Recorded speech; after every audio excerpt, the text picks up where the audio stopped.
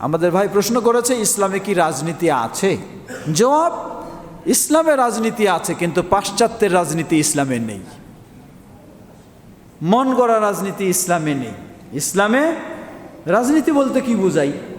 যদি রাষ্ট্র পরিচালনা, রাষ্ট্র ব্যবস্থা এটাকে রাজনীতি বলি, তাহলে রাসূলুল্লাহ সাল্লাল্লাহু আলাইহি ওয়াসাল্লাম পরিপূর্ণ ইসলাম নিয়ে এসেছেন।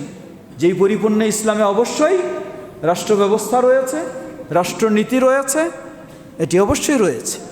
সুতরাং আমরা বলবো এক্ষেত্রে তিন ধরনের মানুষ।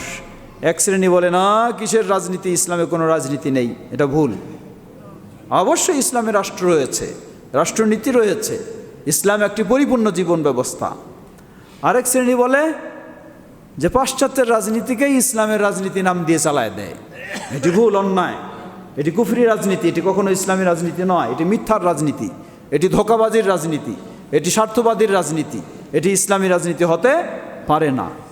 আরেক শ্রেণী হলো মধ্যমপন্থী, যারা বলে অবশ্যই ইসলামে রাষ্ট্রনীতি, রাজনীতি রয়েছে, কিন্তু প্রচলিত পাশ্চাত্যের রাজনীতি ইসলামী রাজনীতি নয়। এটাই হলো মধ্যম অবস্থা, এটাই সঠিক। আল্লাহু আ'লাম।